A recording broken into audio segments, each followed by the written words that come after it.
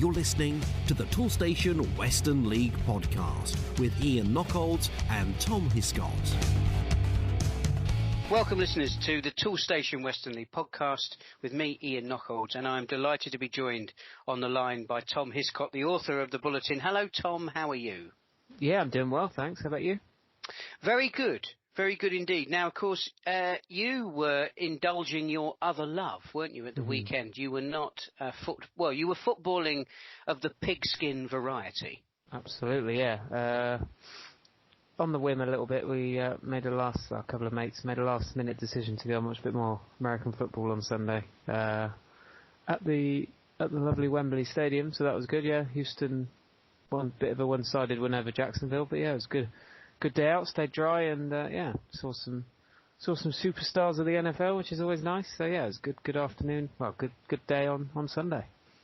Well, you weren't the only person who was flirting with another mistress, because I was indulging my other love. I attended on Saturday at a game between Melksham Town and Bristol Manor Farm.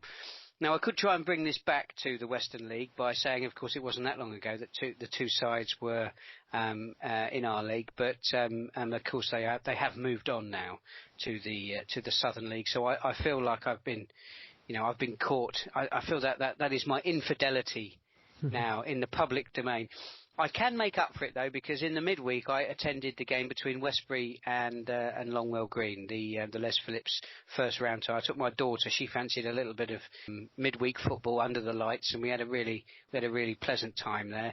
Quite an enjoyable game for lots of different reasons. Quite possibly because Longwell Green of the First Division were able to triumph over their Premier Division hosts, but still we enjoyed ourselves very much on Wednesday. We are not here to talk about the midweek action, of course, as regular listeners will know. We really are focusing our time this week on the football that took place on Saturday the 2nd of November. We have two managerial interviews for you, as of course we always do. The first is with the Warminster Town manager, Andy Crabtree. Now, we have had Andy we've had him on the podcast already this season. There was a pretty good reason why we had him back. I'll let Tom tell you all about that when we get to our review of the games. And the other one is an interview that's well worth listening to. Not just if you're a Hallen fan. It's Ray Johnstone, of course, my co-commentator for the Les Phillips Cup finals. It's a wide-ranging interview. We talk about quite a lot of issues to do with grassroots football management, and it was very pleasant and enjoyable, and I hope you enjoy it too. But we will start by looking at the FA Vase second round. Again, our fixtures were pretty badly hit by the weather. We've got some replays coming up this week, but there were some games that were able to take place, and the first one we're going to be looking at, Tom, that took place on Saturday the 2nd of November was the tie between St Austell and Buckland Athletic. Yeah, indeed, and a really good win for Buckland. Travelling to take on St Austell, who top of their division, the South West Peninsula. I think it's the Premier Division they play in. But it was Buckland who went there and claimed a 1-0 win. Stuart Bowker scoring the only goal 20 minutes from time to put them a spot in the next round. So a really good win to start off with for Buckland. And of course, we talked to Adam Castle last week on the podcast. Those peninsular derbies, as we can call them, are obviously keenly felt, and that was a really good result there, I think, for Buckland Athletic. Well, anything Buckland can do, Plymouth Parkway can do better. They travelled into the heart of Hampshire, and again they've managed to progress through to the next round of the Vase, Tom. Yeah, a little bit easier for Parkway, obviously riding high in the Western League, and making a good fist to the FA Vase so far. A 3-0 win away at Brockenhurst. Pretty strong start to the game. Jordan Cott putting them ahead in the 25th minute, and then Adam Carter, obviously a name we know very well, having a fantastic season.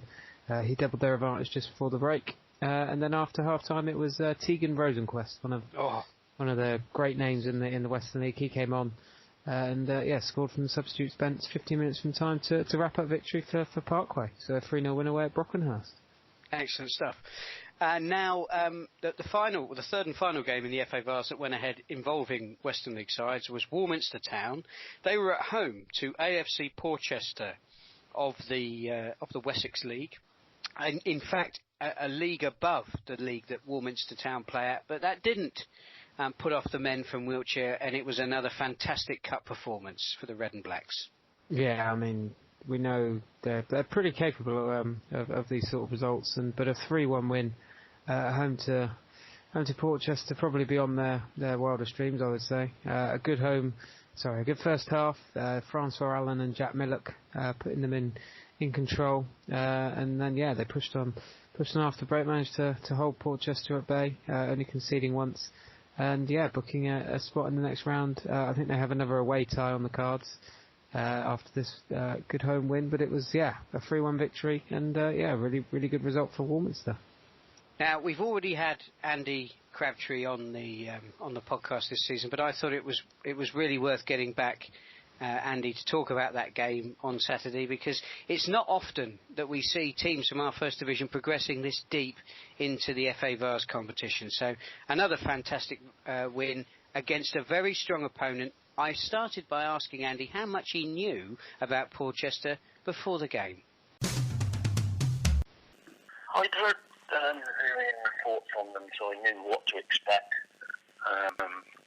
We were massive underdogs. There's no two ways about it. We're a league below them. They're up near the top, and we haven't really set the world alight this season, so I knew it was going to be difficult. But we went into the match with a game plan, and to be fair, the lads stuck here. The conditions were pretty damp, and it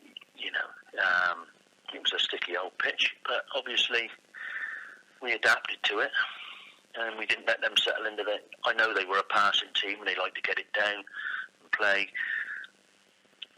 We didn't give them the opportunity, and it paid dividends for us, really. Well, you were 2-0 up at half-time. I don't know whether that was part of your game plan, but you saw the game out 3-1. So that would suggest that things went pretty well from your perspective. Was it as comfortable as the scoreline suggests? Yeah, we scored at the right times. We scored after about 22 minutes. We spoke about what we were going to do, and we did it well. And we scored after 22 minutes. We sort of stunned them a little bit. They had a couple of chances, but then as did we.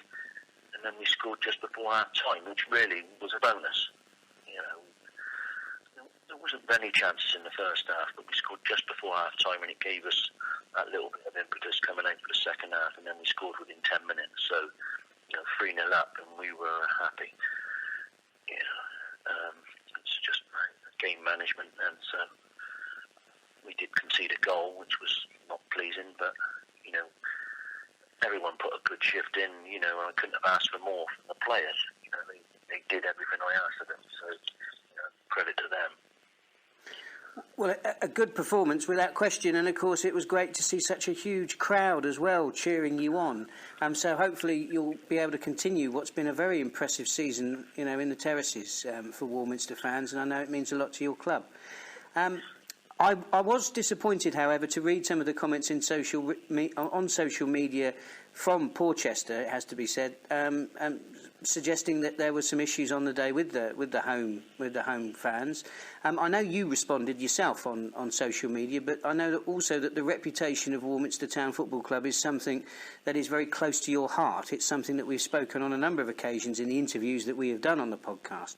So, looking back on the events of the day, I mean, what are your thoughts now that the dust has settled? Well, obviously, I'm a little bit disappointed, and in the way they reacted. I spoke to their manager. I got a good rapport with him, and I spoke to him yesterday. And he put his hands up. He said the best team won on the day. And I don't think they. I don't know who does that Twitter report. I don't think I've ever met the guy, and I just think on his part, it was sour grapes, and I'll say that. And I think anybody who read his comments, show a little bit of dignity in defeat. We've all lost, and you put your hands up and say, hey, at the end of the day, we lost to the better team on the day.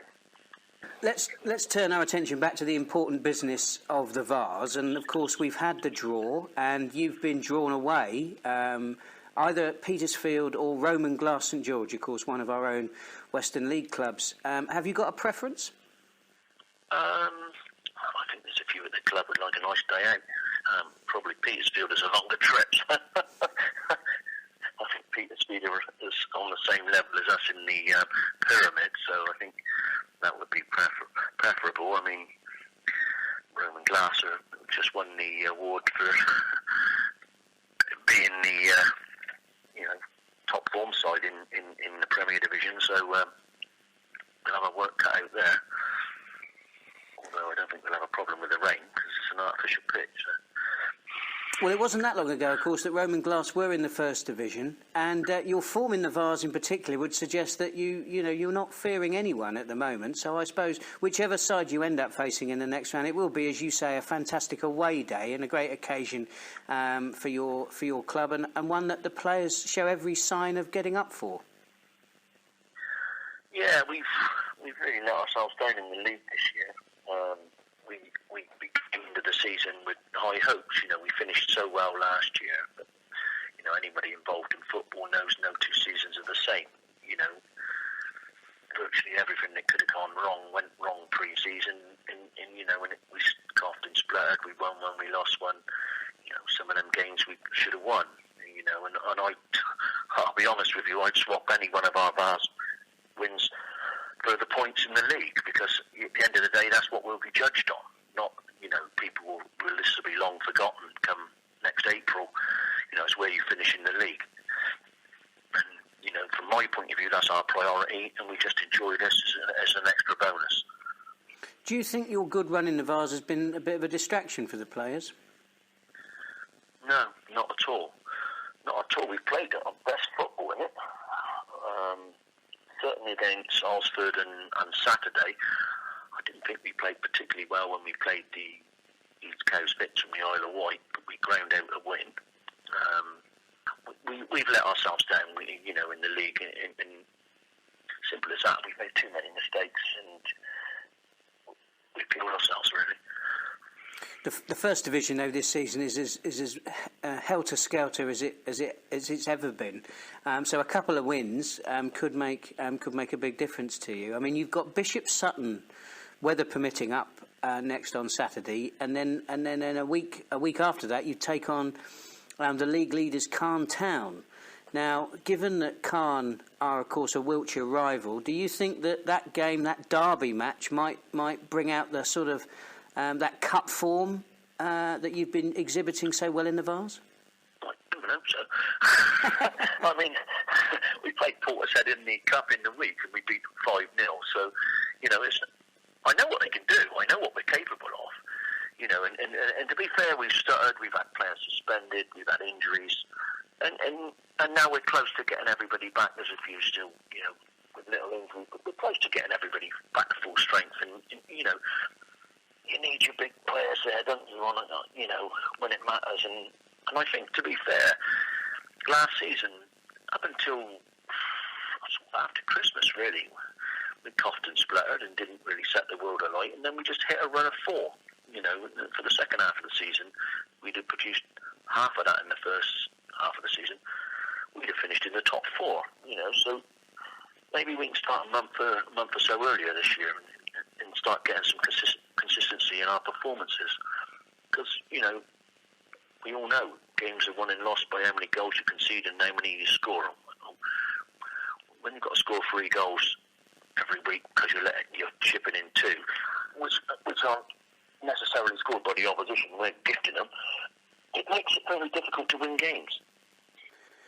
Andy, thank you very much for your time on the podcast, and as always, thank you for your candour. I appreciate it, Ian. Thank you very much.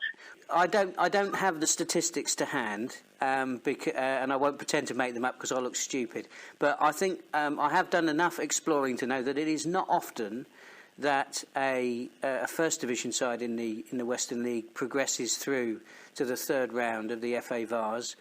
So you are doing phenomenally well. You are a credit to the division and the league. And we look forward to continuing your progress in this competition, and hopefully we'll be speaking about further Vase success for Warminster Town. Thank you very much, Ian. It's much appreciated. Thank you for your time. And my thanks to Andy for his time. Now we look at the fixtures that took place in our Premier Division, 3 of those to talk about, and we kick off at Hallen. This was my pick of the matches last week when we talked about it on the podcast, because Hallen and Brislington were so close together in the table, towards the top of the table, it has to be said. Well, I mean, it was a comprehensive win, wasn't it, Tom, for the home side? Yeah, it was. I think Hallen will be extremely happy that they managed to get this game to go ahead. Brislington maybe a little bit less so. But yeah, perfect start to the month for Hallen, up to 4th.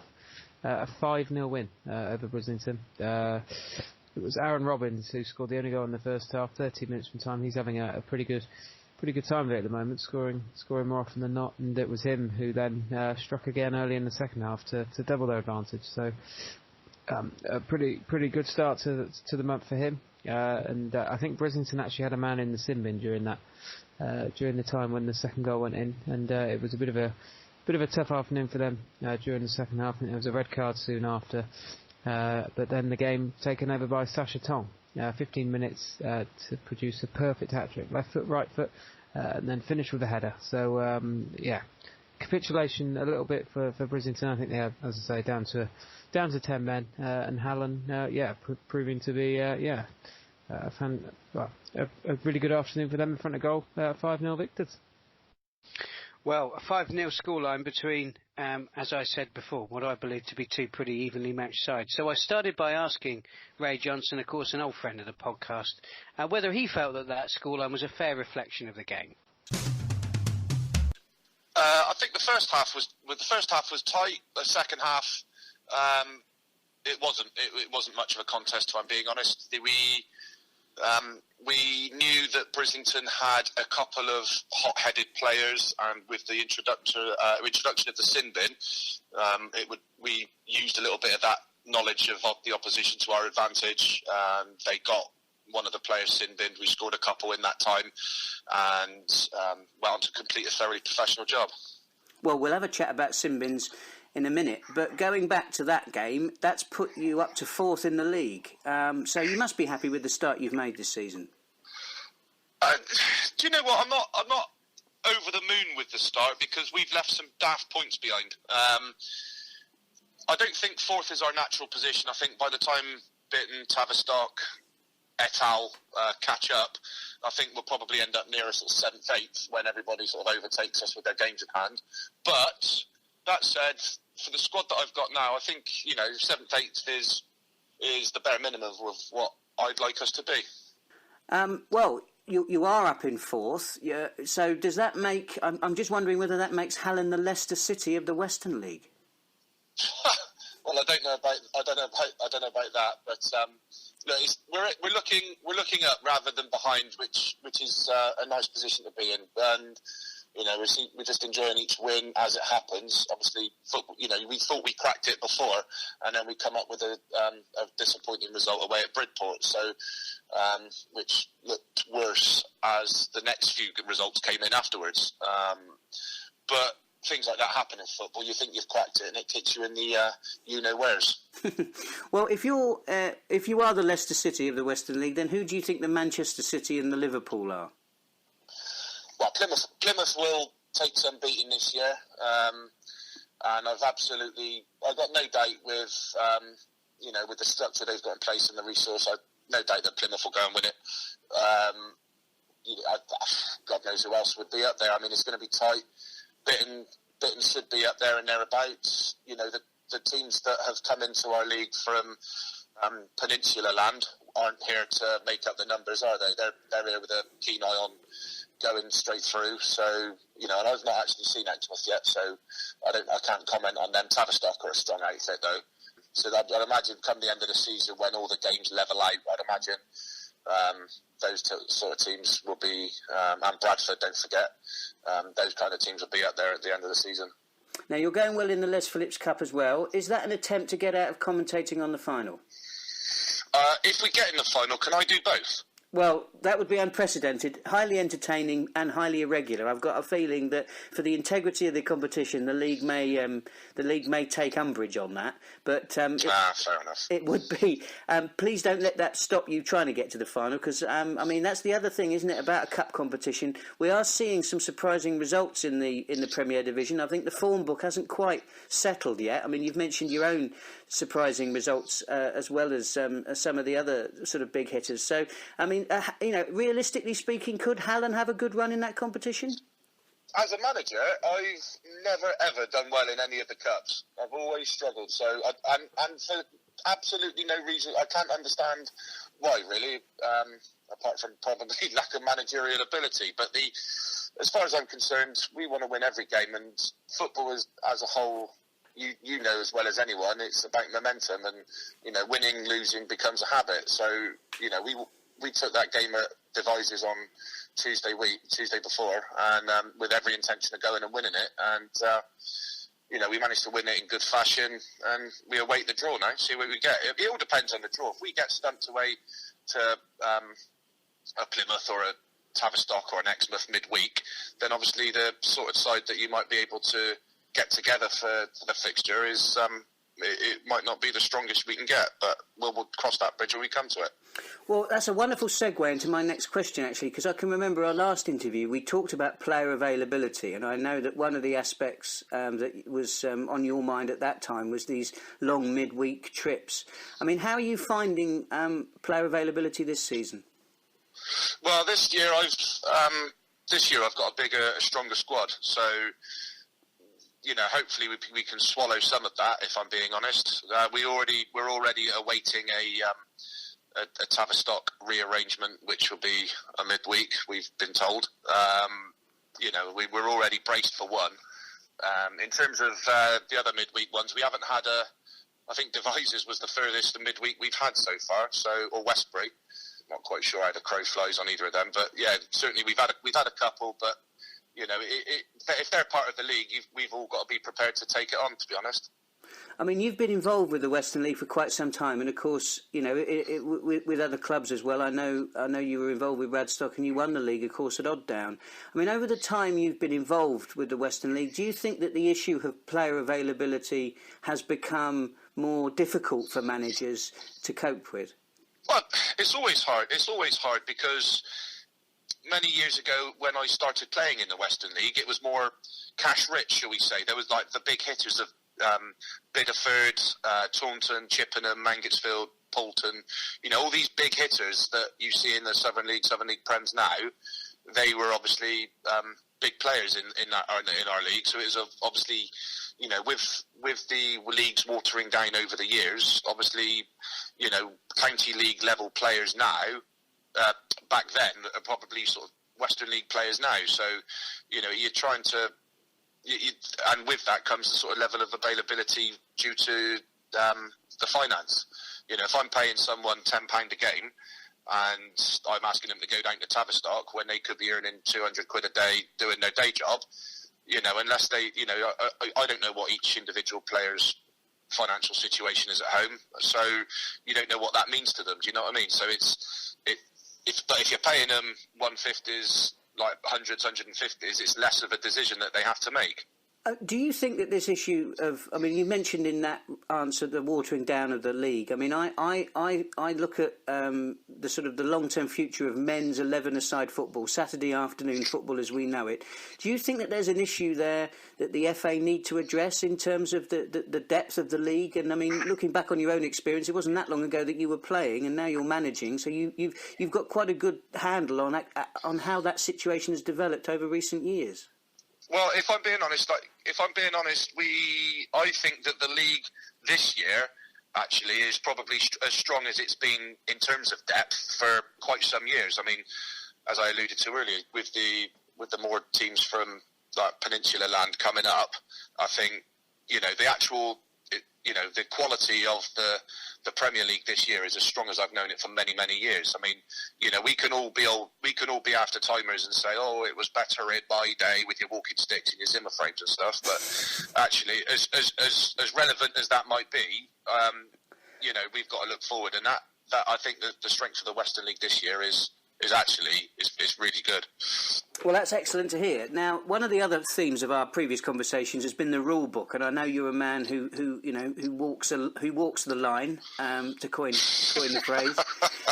But we've obviously seen the headline act of the rule changes introduced this season are sin bins. Now, you've already mentioned these, but I'm interested to get your thoughts on what impact you think they've had, because I'm actually yet to see my first sin binning. I mean, I've been to a few games this season, but I think perhaps the impact that many fans in particular expected to see hasn't actually happened.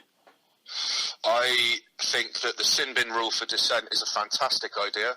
I fully endorse it. For people that know me, know that I'm no shrinking violent on the sideline. But in a sort of don't do as I do as I say type attitude, I'm very keen for my players to not use dissent towards the officials. If I get sent off, it makes absolutely no difference to me whatsoever. If the players get sent off, that'll change the game. So none of my players as yet have been sin binned this season, and I don't anticipate that changing soon. Now then, let's get back to the serious business of talking about what's going on the pitch, the football. You've got Wellington away this Saturday, and then weather permitting. We'll keep that, fingers crossed. And then Buckland away the Saturday after. Now, if we look at these two games, these seem like two winnable games, but for different reasons. I'm not going to disrespect Wellington because they've had a couple of decent results themselves. Change of manager, so. It's a game that I would like us to have the right mindset in, but I don't really want to talk about other teams because that's a bit disrespectful. I think we need to concentrate on what we have been doing well, and if we apply the right mindset to these games, I'm confident we can, at least give them a good game. As Buckland, if anybody that can get any points away at Buckland needs massive praise, because I've always found that a tough place to go and get points from. There's no secrets from them. You know how they're going to set up. You know the kind of players that they've got. You know how to stop them, and very rarely you're able to. So I'm actually looking forward to playing that game in a sense to see where we are. People going on about us being fourth, but actually we'll play games like that, and actually we'll have a fairer idea of, are we as good as some people are kindly saying that we are at the moment. Well, if you are able to take something from that Buckland game, then that would certainly send a message to the rest of the league. If my Leicester City comparisons are anything to go by, Ray, then I might have to think about doing the podcast in my underpants at the end of the season. Let's both hope that. Let's hope that doesn't happen. Thank you very much for your time and your candour, and I look forward to catching up with you later in the season. Top man, thanks, Ian. Dave, here a sec. What's up, boss? I thought we'd spend more than this. It's because of these guys. Toolstation saved us money again? Yeah, we got everything we needed and their prices are always low, even on stuff like this, which saved us this much. I'll take that, thanks. And one of these.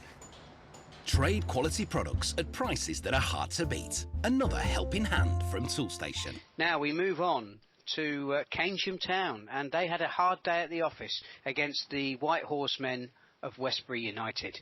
Yeah, absolutely. Westbury really storming away during the second half, scoring 5 goals after the break in this one to claim a 6-2 win away from home. Yeah, not many away wins you see like this. So yeah, really good afternoon for Westbury.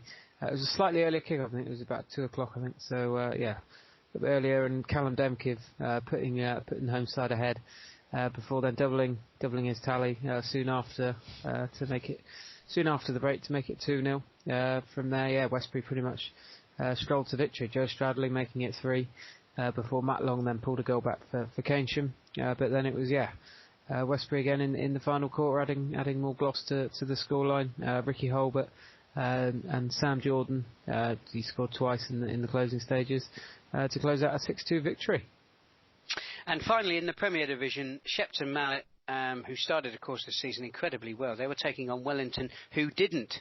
But Wellington, since the change of manager, have certainly been putting in some battling performances. 148 saw this game at Shepton, and it was a close run. It was a close run thing, wasn't it? Yeah, it was. Yeah, absolutely. Shepton eventually coming out with a 2-1 victory, so their first league victory in over a month. So they'll be happy to get the points in the bag. A goalless opening half, but then less than 2 minutes after the restart, it was Shepton who went ahead.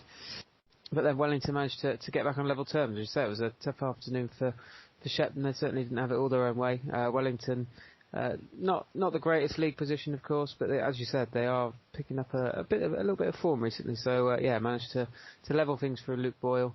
But it was then Shepton 20 minutes from time managed to grab the victory. It was Kieran Bailey headed home a corner from Andy Martin to give them a 2-1 win. And moving on to the First Division, we kick off again. We're going to talk about a game that I previewed on last week's podcast. It was top of the table Cairn against Bristol Telephones, who are of course holding up the First Division there, bottom place side. But as I suspected, Tom, I mean I don't know whether to laugh or cry with this one, because perhaps it did go with the form book, but again it was a very, very close affair. Yeah, really tight game. I think it kind of belies the whole league. I mean, obviously the middle of the table is pretty, it's pretty mad at the moment, the way that teams are moving up and down with one result. And but top of the table taking on bottom, and it was only 1-0. But Cairn did eventually push through and get those 3 points, and it was a little bit of magic from Stuart Windsor. Obviously, their leading marksman. 3 minutes into the second half, he managed to lob the keeper from just outside the box. And Cairn managed to hold on. Telephones definitely pushed for something from this game, but weren't able to quite nick anything. And it was Cairn who ran out with the 1-0 winners. Now just down the road in Corsham, Hengrove were the visitors, and again it was another close affair. But I'm sure that the home fans went home happy here, Tom. Yeah, indeed, a good win for the home side. Corsham now up to 6th following this victory. A 2-1 win over Hengrove. And it was, made a good start to this one. 4 minutes in, and they led. Ash Alchin tapped home following a pullback from Lewis Nakaran, who's become quite an influential player for Corsham in an attacking sense. So good start to the game for them. But Hengrove did manage to force home an equaliser. Jack Jones scoring after 15 minutes. So pretty entertaining start to the game. And as I say, in pretty tough conditions. So I don't know if defences were struggling a bit, but And then Corsham, 15 minutes left on the clock. It was McCarran put in a dangerous free kick, and it found its way to James Gardner, and he fired home Corsham's winner. So they eventually claimed a 2-1 win at home to Hengrove. And finally, completing a hat-trick of home victories, our last game in the First Division on Saturday was Sherborne Town. The visitors were Lebec United, and again, another close-run thing, Tom. Yeah, and it was a tough one for Sherborne. They had to come from behind in this one. Lebec leading for much of the game, but then Sherborne, 15 minutes from time, it was Alex Murphy finding the back of the net for them to level things up. And then with both teams pushing for a winner, it was Sherborne again, and it was that man Murphy again, single-handedly turning the game in his side's favour. And 2 goals in the final 15 minutes for him, and 2 goals in the final 15 minutes for Sherborne. A 2-1 win at home to Lebec.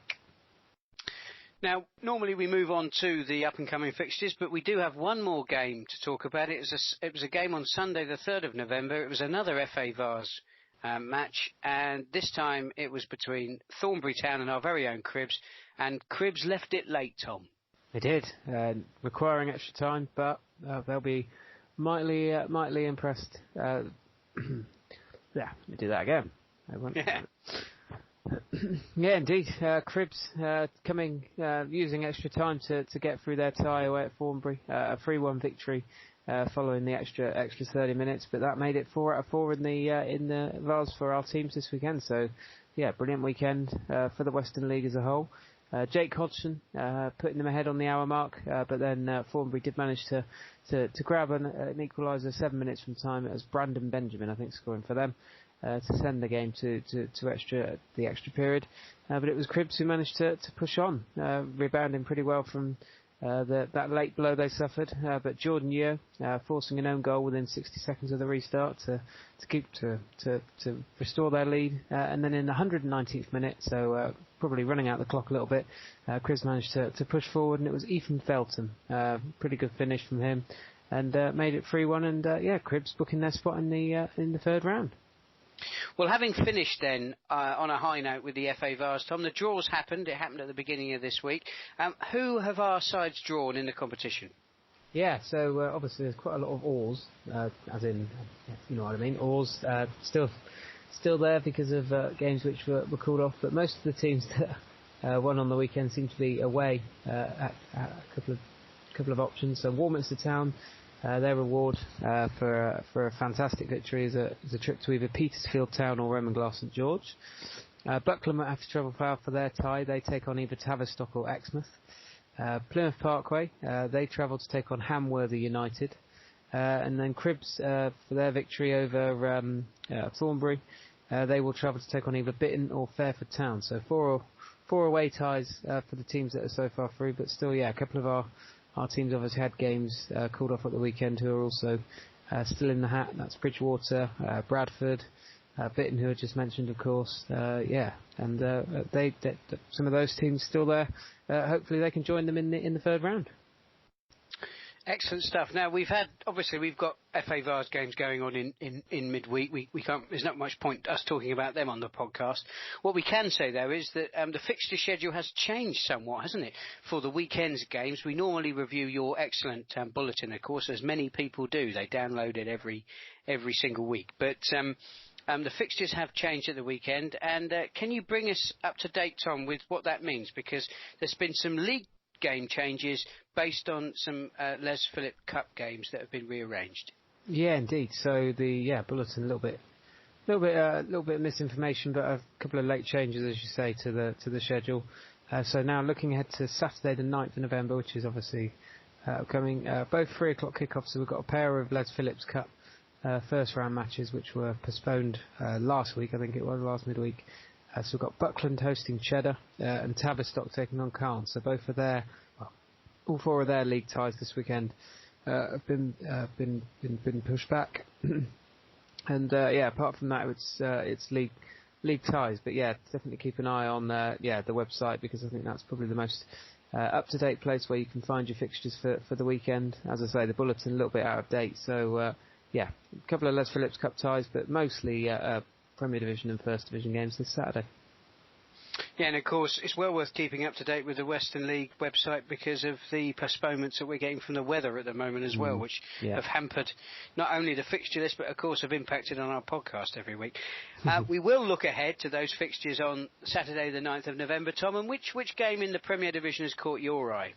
Yeah, so fingers crossed this one beats the weather, unlike the last few I've picked.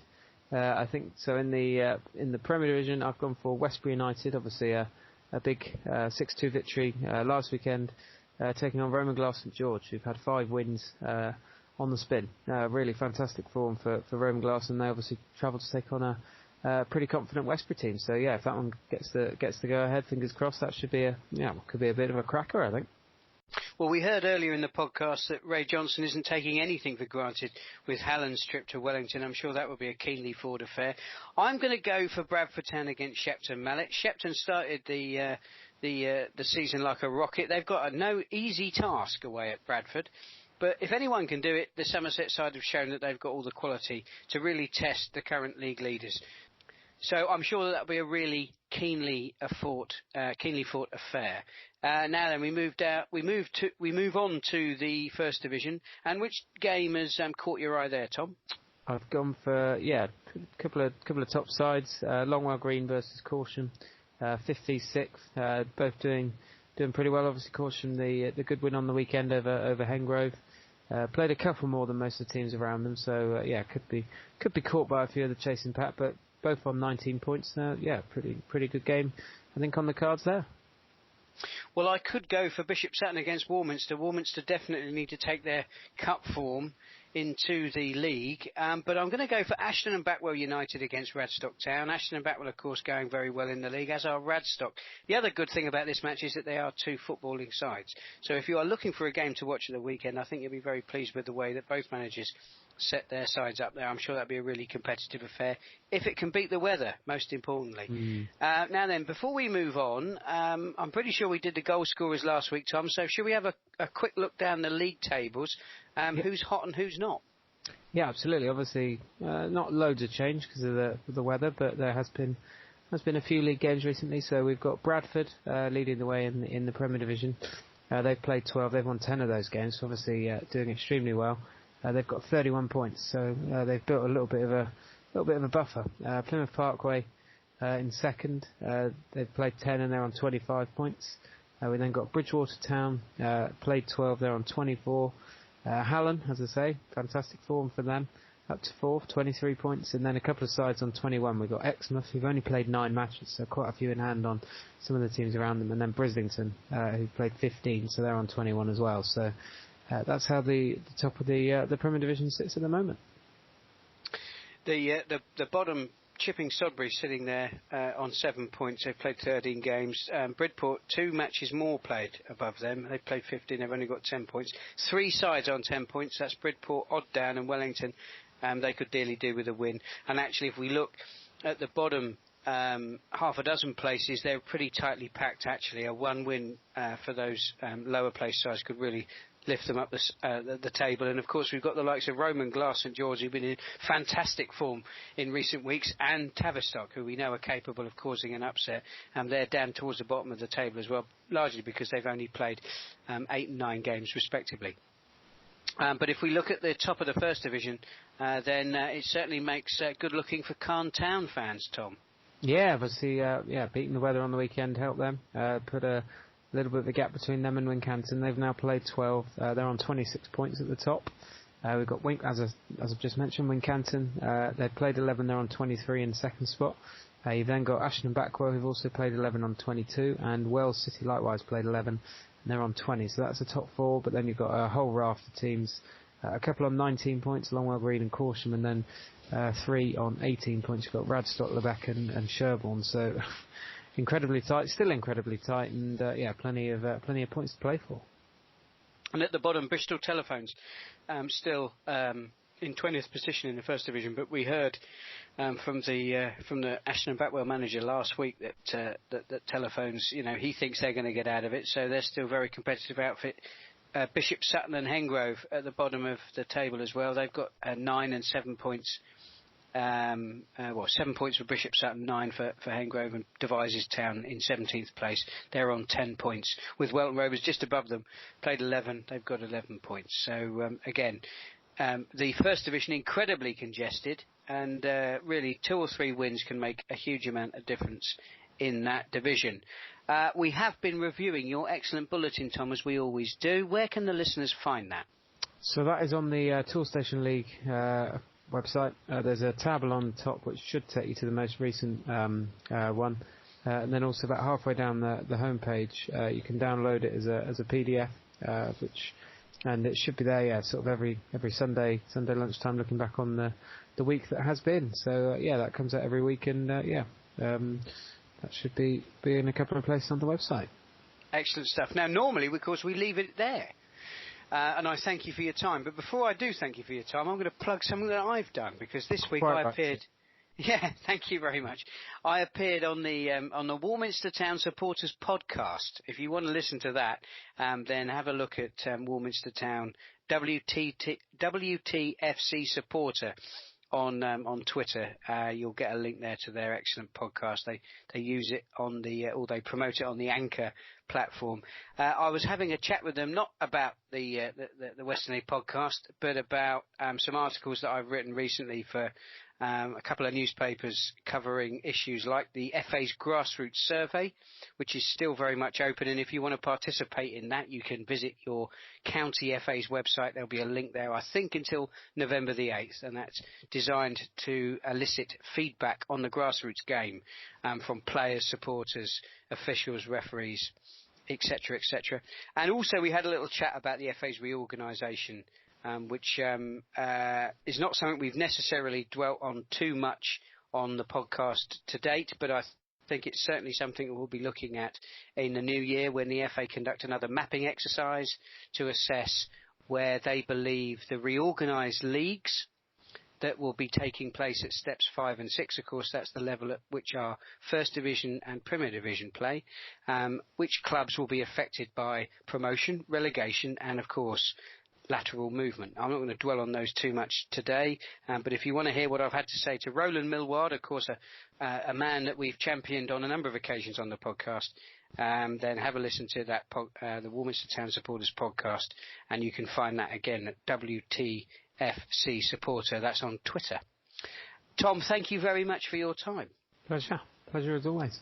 And your hard work. I'm glad you had a pleasant weekend away at the American football, but of course the important work remains at the coalface of the Toolstation Western League, and I very much look forward to your company next week on the Toolstation Western League podcast.